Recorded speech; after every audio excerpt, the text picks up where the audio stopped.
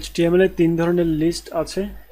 একটা হচ্ছে unorder list, দেন order list এবং ডিসক্রিপশন লিস্ট। আমরা লিস্টগুলো এখানে দেখি, একটা কমেন্ট লিখে নিই।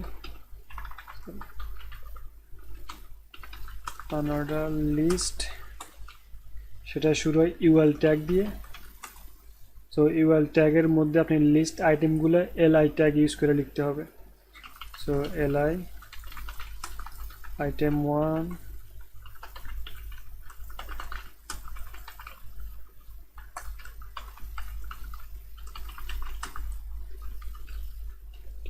সেভ করলাম, দেন এটাকে রিফ্রেশ করেন।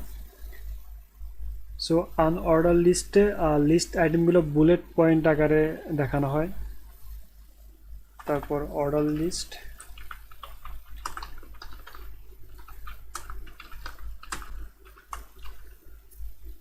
অর্ডার লিস্ট লিখতে হয় ওএল ট্যাগ ইউজ করে। সো ওএল, আর লিস্ট আইটেম সেম থাকবে, সেটা কপি করে এখানে পেস্ট, সেভ করলাম, দেন রিফ্রেশ। সো অর্ডার লিস্টে সেগুলো নাম্বার অনুসারে দেখানো হয়, যে 1 নাম্বার 2 নাম্বার এভাবে এগুলো দেখানো হয়। লাস্ট যে লিস্টটা আছে সেটা খুব একটা ইউজ করা হয় না, ইভেন আমি এখন পর্যন্ত কোনো প্রজেক্টে আমার ইউজ করতে হয়নি। তারপর আমি দেখিয়ে দিচ্ছি। ডিসক্রিপশন লিস্ট, সেটা শুরু হয় ডিটি ইউজ করে, ডিএল ইউজ করে, ডিসক্রিপশন লিস্ট ডিএল।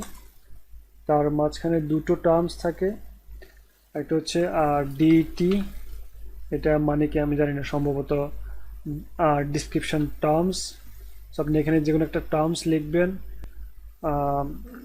HTML, আর যে আরেকটা ট্যাগ থাকে সেটা হচ্ছে ডিডি।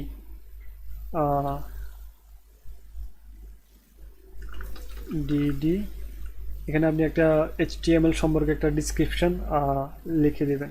সেটা আমি একটা স্যাম্পল ট্যাগ নিয়ে নিই, লরেন 20 ট্যাব। সো এটা আমি একটা সংজ্ঞার মতো দেখানো হয়, যে এখানে একটা টার্মস থাকে HTML, দেন এই টার্মসটা সম্পর্কে কিছু লাইন থাকে এখানে। তো আপনি যদি আরেকটা ইউজ করতে চান, তো এটাকে আরেকবার কপি করে নিচে আমি পেস্ট করে দিচ্ছি।